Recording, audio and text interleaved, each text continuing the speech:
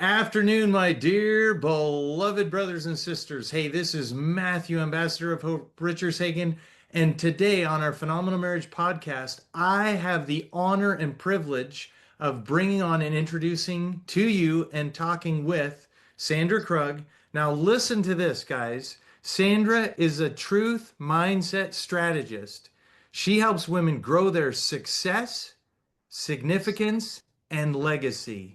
She holds a Bachelor of Ministry from International School of Ministry, a Master of Ministry from the Christian Leadership University. Sandra is a Master Ziegler coach and a certified Master Christian Life coach from the International Christian Coaching Institute with Transformed Living Coaching Model and Spiritual Transformation and Discipleship niche certifications.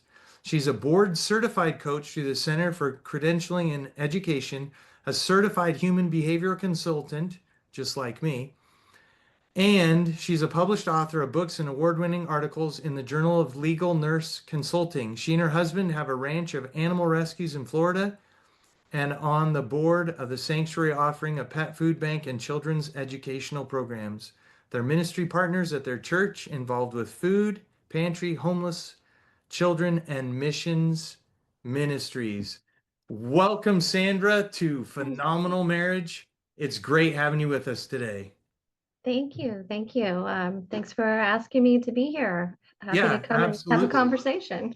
Yeah, I'm looking forward to it. So just so my listeners know, I got to share the stage with Sandra at the John Hancock Center in Chicago, and she had a really neat talk. And it's funny how when you are your genuine self, it just draws other people to you, or sometimes it repels them if there's opposite energy.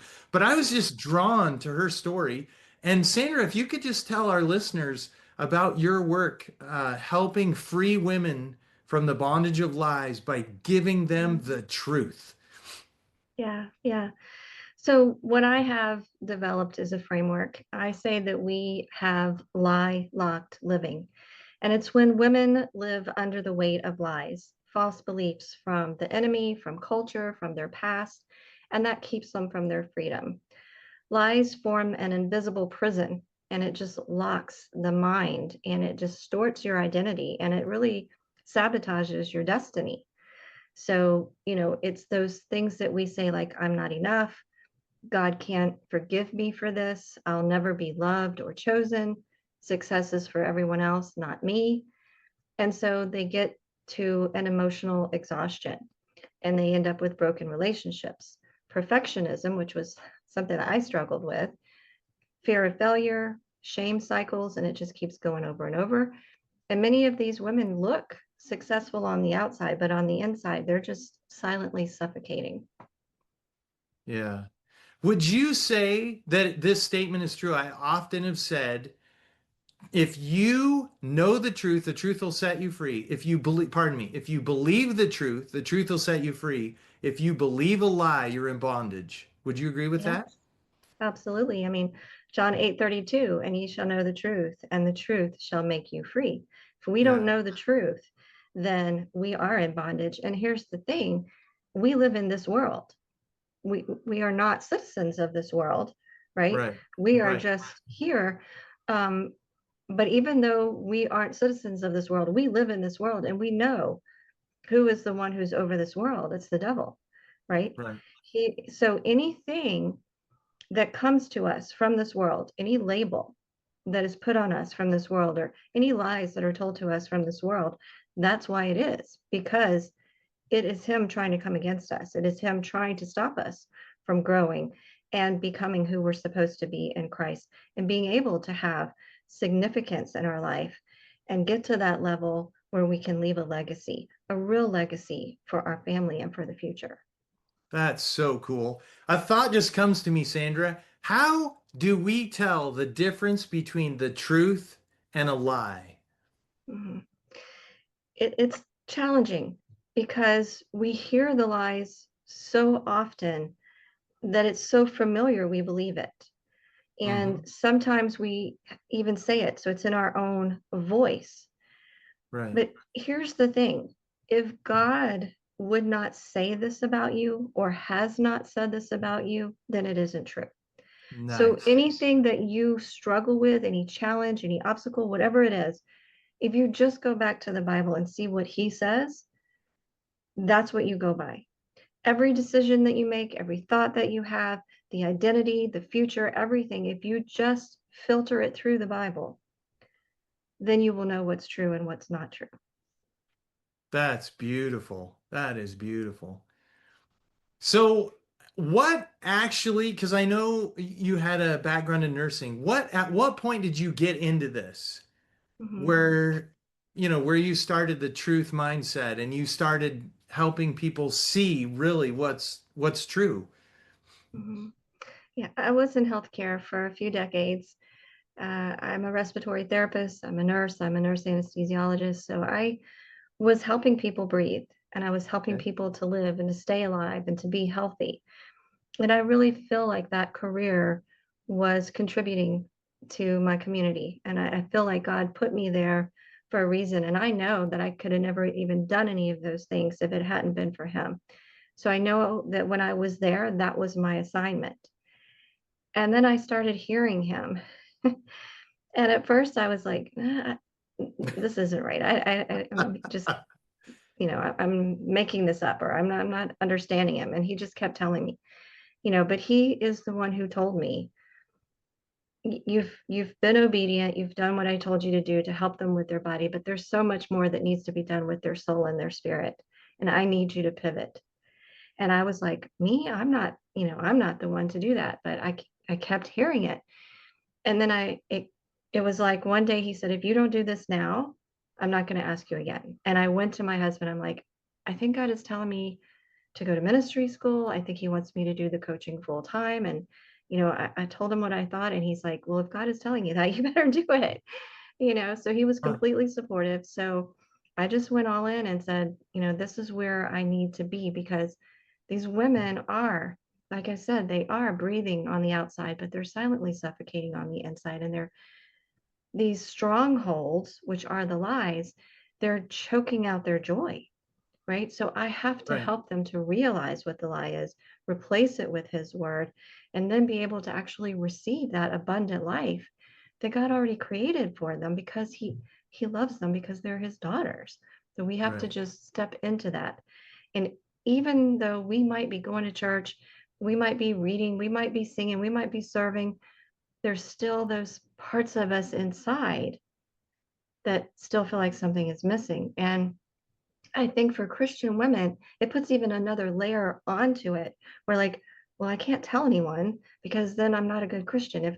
If I really was a good Christian, then I wouldn't have these problems. So it puts it even another layer on it. So that's why I came up with what I call the truth mindset framework. So the T is target the lie. That's the awareness. The R is replace with scripture, where you're anchoring your mind to God's unchanging word. Once you realize and expose the false belief, then you have to anchor in his word.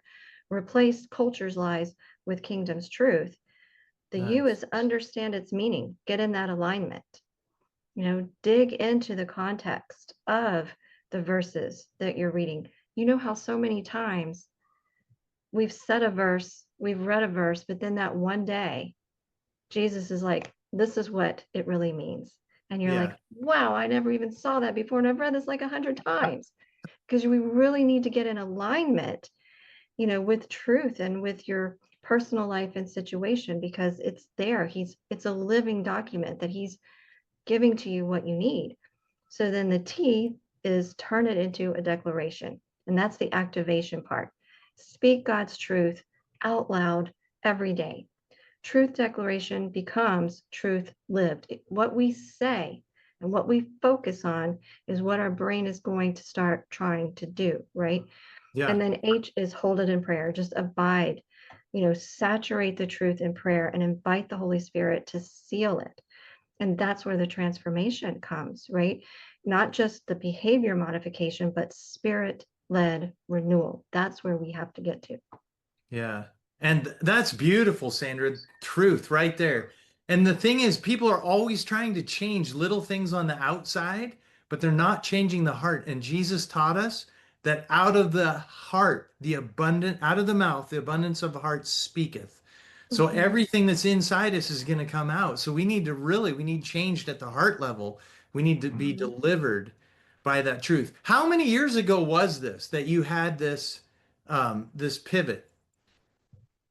Well, it started about 10 years ago, 10 but years I ago. was still, but I was still working, doing anesthesia and everything all through about till 21 when I really just stopped all of that and said I have to go full in on this. This is where God's telling me to be, and so that's what I did.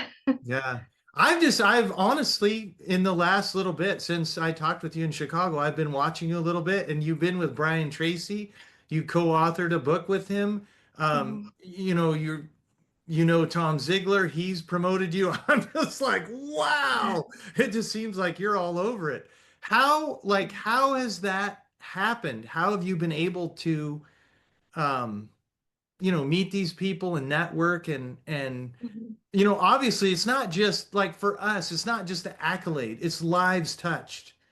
Mhm. You're able, not, and that's so often what people really struggle with. They're like, well, you just want to look big. Well, it's all about all of us have a light. The Right. Lord said, let your light shine, not someone else's, Mhm. your light. Sorry, I kind of went on a tangent. Yeah.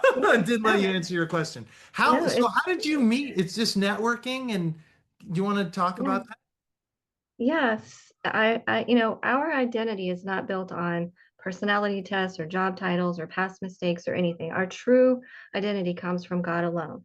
We are chosen, we are loved, we are redeemed, and we are equipped. And so when you know who you are in Christ, the lies lose their grip, right? Yeah. So when I was growing up, I would have not even talked to people, right? I was Hmm. shy, I was quiet, I was introverted, I wanted to disappear. But when I have been able to free myself from those lies and be able to see where God wants me to be, then I'm just being obedient, right? Right. That's what I've been doing. I've just been being obedient. I've just been being true and real. If you look at my YouTube channel, it's not polished, it's not edited, it's just me sitting here talking. And I think that that's what people want. I think so many people really are craving just something that's real and genuine. They don't Right. want perfect and polished. They just want someone who sees them, who hears them, and who is there for them. And that's what I've tried to do.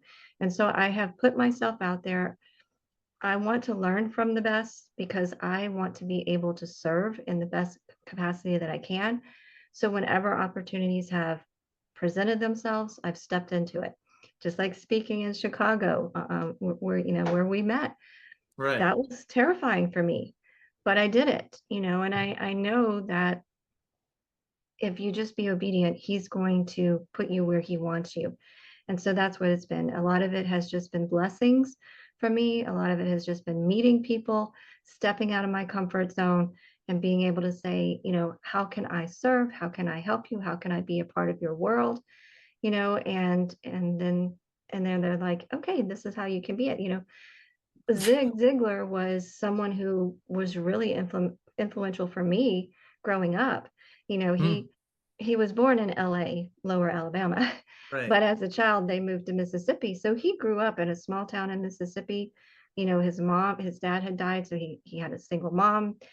They were poor, and that's my background. I grew up in a small town in Mississippi with a single mom, and seeing that someone like him could influence the world, Right. inspire them and motivate them and change them, it gave me hope that I could do something with my life. And so when I had the opportunity to step into that world, I just couldn't believe it. And it's just been a blessing for me, and I've had amazing mentors that have poured into me. And I think that that's huge for anyone who's looking for a coach or someone, to work with. I'm constantly being coached. I'm constantly taking courses. I'm constantly making sure that I'm being poured into so that I can then pour into others. And I think that's hugely important. Yeah. Yeah, that's so cool. So I have a question here for you. What patterns do you see when a wife suppresses the truth? Are there things that you can look at her life and be like, you know, I can tell she's suppressing the truth. Yeah. Sometimes they're really good at it, right? Because they've been doing it for so long. And that's where the coaching part really comes in. Because with coaching, we have to give a safe space and we have to Yeah. ask questions and we have to really listen. But it isn't like a regular conversation. When we're listening with our whole body, right? I'm Right. hearing her, I'm watching her, I'm looking at her body language, the tone of voice. You know, sometimes they just want to look down when they're talking to you. You know, that means there's something that is not quite right. So you just have to be able to say, this is safe. It's okay. Let's talk about it more. And you have to be able to ask those questions. And sometimes they're challenging questions, right? If Right. they hire you as a coach, you're their accountability partner. You're there to help them bring out of them what they weren't going to be able to do on their own. So sometimes that means you have to ask the difficult questions Right. and help them to just see things in a different way. I like to use assessments. You and I have talked about, like DISC assessment and attachment theory and things like that.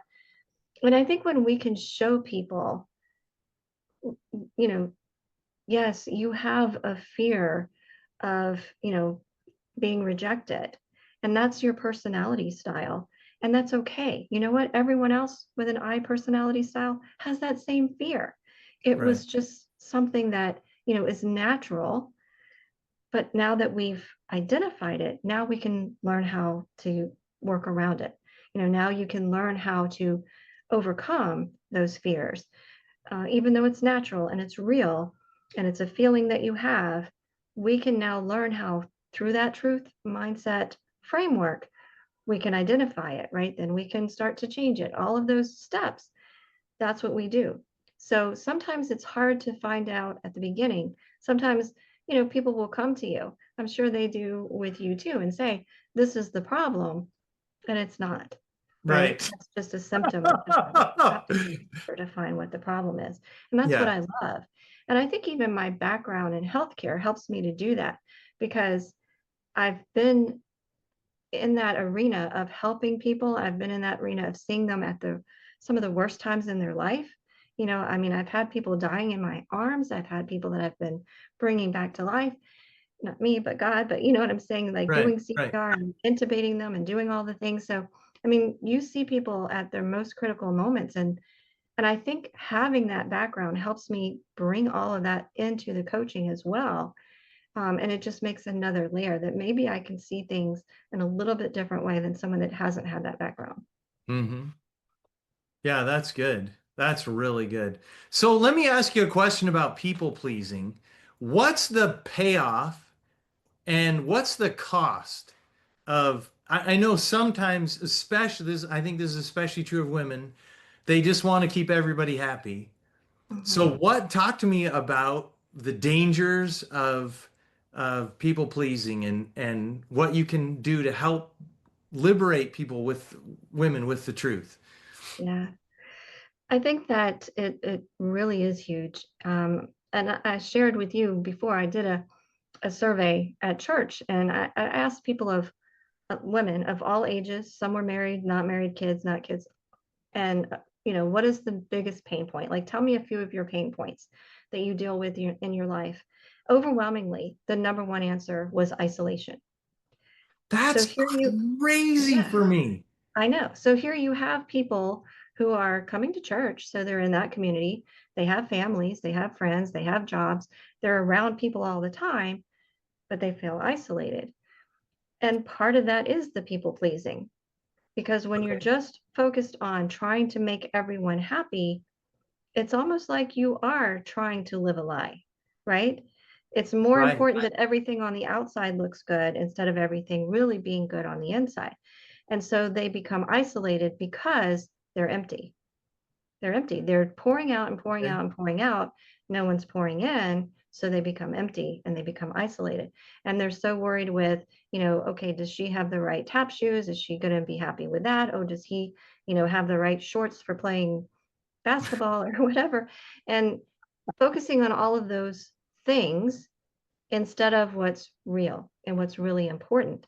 And that goes back to, again, the enemy's lies, right? The enemy Right. keeps us so busy, and busyness keeps us away from what's real. Yes. So we don't even sit down at the table anymore, right? We Right. should be sitting at the table every day and eating together. And we should be talking. We should have the generations together. And when we're at the table, we should be talking about Jesus, right? Like Right. when God gave instructions to make the temple, he had them make a table. That's how Right. important the table is. He had them Yeah. put a table in the temple and put the showbread on there. And the showbread Right. is Jesus, right? Right. That's how important it is. We need to be at the table with Jesus every day, but we're not. We're going through the McDonald's drive-through and we're dropping them off here and we're going there and we're doing this.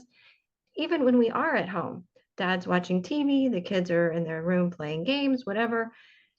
So we are isolated and we are Mm. busy. And it's part of those lies that we have to continue to deal with. So that people pleasing goes right into the devil's plan. He's keeping you busy on things that aren't important. He's making everyone focus on things that don't really matter, right? And Nice. he's having you just give and give and give. And you can't do that. We have this saying that self-care is not selfish.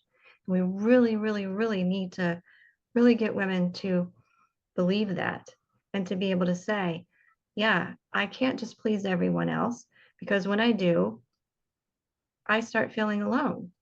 I'm just Right. giving, giving, giving, but I need to have something given back to me too. And so I think that's part of that whole issue with the isolation. That's Hmm. a lie that you have to do everything and you can't have anything in return. People pleasing really doesn't even make those people happy either because they see that you're just doing stuff. And we Right. want more than just stuff. We want that, that's just surface level. We want that deep connection. That's where we need to be. And kids actually crave to have some rules and regulations. And when Yeah. you don't, they're unhappy, right? So Right. we really need to think about those kinds of things and what is true and how does the Bible say to raise people? I mean, again, why are we not at the table? Why are we not spending that time together? Why are we not spending time with Jesus there at the table every day? It's Right. really important. Yeah. Yeah, that's so good. In 1 second, I want to ask you another question. I just want to say to my listeners here, George Mueller said he had the orphanages in England, and he's a man of prayer. And he said our number one responsibility every day was to get right with God. Every day. We shouldn't even go out of the door. We shouldn't Mhm. even go to work. You shouldn't go anywhere until you get right with God. Who am I? And I like to use this analogy. I'm drawing from him, and then I'm here to love and serve horizontally. So vertically, I'm right with him. I know who I am, I know whose I am, and I'm good. Like I'm here to love and serve. I'm okay. And Mhm. that just changes everything. So Sandra, we're kind of running out of time here. I'm having so much fun Sorry. loving you. Sorry. So talk to this woman. Okay, here's my beautiful beloved sister, and she's in the situation you're talking about. She's people pleasing, she's isolated, she's frustrated. Maybe she even feels like a failure. And she's like, I'm supposed to, on top of all that, like you said, then she feels like I'm supposed to be full of joy. Right. And I'm Yeah. not, and I can't even tell anybody. What would you say to that woman? What would you say to her? Well, there is a book by Bob Bodine called Two Chairs. Have you read that book? Yes, it's a very good book. Okay, so that's where I would start because it's just like what you were just talking about. If you start every morning and get up before everyone else is up and just have that quiet time with Jesus. You're in one chair, you have an empty chair next to you, and you say, Jesus, do you see what's happening? Like, do you see all of this? What is going on in my life? Do you see this? Well, of course he does, right? Yeah, And then you say, can you handle it? And he can, and he will if you let him. right. If you let go of it and you let him. And then you say, what's the plan? And you just sit quietly with him and let him tell you what the plan is. And if you do that every morning, it's just like tithing your money, right? If you tithe your time in the morning with Jesus, your day is going to go so much better. You're going to find time to do all the things you didn't have time for before because you've already tithed your time with Him. And if you start every morning with, do you see what's happening? Can you handle it? Then you've already given it to Him. And then you ask Him what the plan is and you go and make that plan happen. Right. Good things are going to start happening. And you just do it every day, every day, every day. Nice. Nice. That's beautiful. So um what should a woman consider um let me just put it to you, let me just ask it to you this way. Who should call you? Who would make it, who's your perfect client? Like I can help these ladies right here. Mhm. So I usually pretty much exclusively do work with women. Okay. And most of the women that come to me, they're Christian women, but the biggest thing that I hear them say is, I feel like something's just missing. And so I think that is the common thread for Okay. everyone that comes to me. I just feel like something's missing. And Okay. then we can figure out why that is. Why are you having that isolation? Why is something missing? And it's going to go deeper than that, right? And Right. it's going Sure. to take a little bit of time.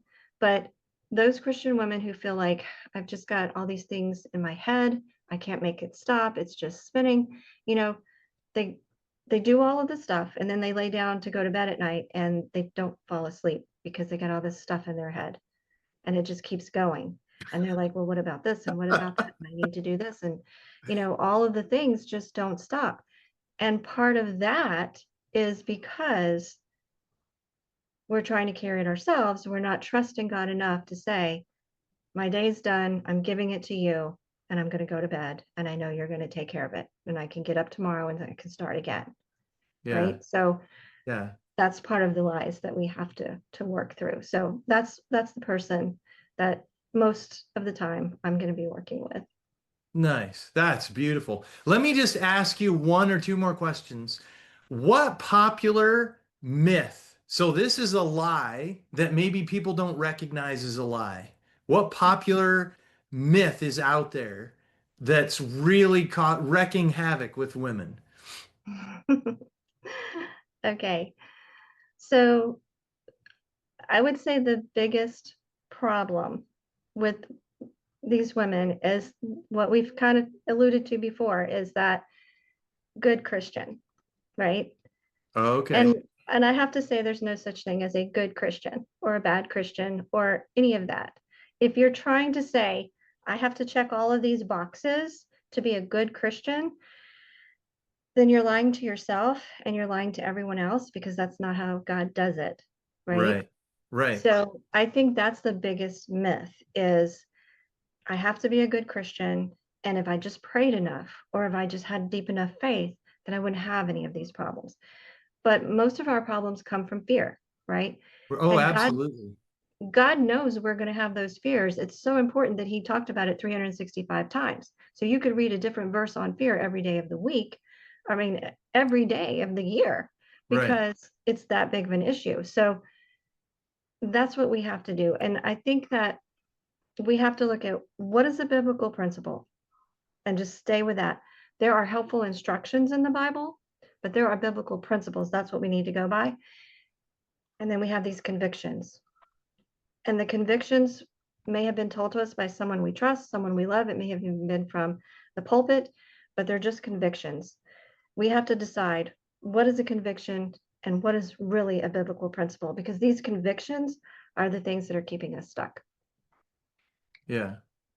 Yeah, that's beautiful. I notice on your website that you have a book. Can you tell me? So I'm going to figure out exactly how to have a link here or whatever to your website. Can you tell my listeners what's in that book? There's a book. The book that just came out with Brian Tracy, that one. Well, I was thinking it was like an ebook. Okay, yeah, I have actually several ebooks on there. Okay. So if they went onto the website and went through, there's some that are there for free. There's some that are for sale. Okay. But I have different ebooks that are on there and Okay. lots of different resources. Okay. So if there's one in particular that you think your audience would like, I could always send you a link for it, so that you could Okay. attach it to the description here. Yeah, that's awesome. So just right here at the end, I just want to thank you so much for your time, Sandra. And I want to encourage everybody that it would be a blessing to get to know you. So, if you have the opportunity, reach out and get to know this beautiful, amazing lady. And one thing I just wanted to share with my listeners that just really, as you talk, Sandra, you talked about, you read the Bible and then one day you read something and it comes alive. And I've read Romans 8:28 a million times probably. And we know that all things work together for good to them who love God, to them who are the called according to his purpose.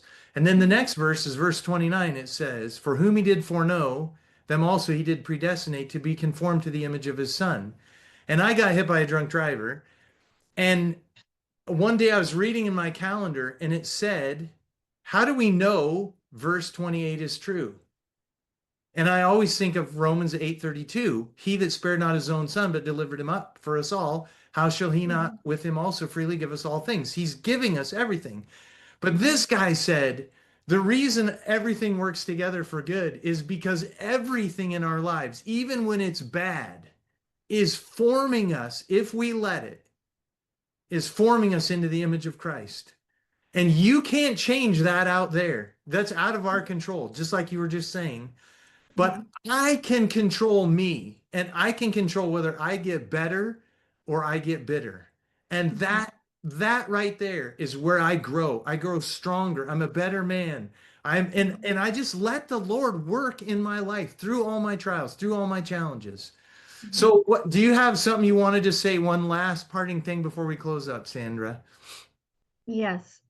When we have, let's just say we have demons, right? Okay. Have a demon and we do kick it out, right? We Okay. kick it out. We have to then replace something, right? Like we have a space in us, in our soul, in our heart, in our mind where that demon was, that Right. lie, that whatever it was, and we kick it out. We have to change the locks. We have to change the furniture. We can't just kick it out and say, well, I kicked it out and I swept the floor and everything's good, because it's going to come back. It's going to come Nice. back because that's its home, right? Right. So we have to be intentional. We have to make the change and stay with the change. We have to do that all the time. We do that even for ourselves, because all those lies and all of that we've done, we created that into our home. It feels comfortable there. It might be what's hurting us, but it feels comfortable there. So you know how they Right. take two steps forward and one step back? That's why you take that step back, because you want to go home, right? Huh.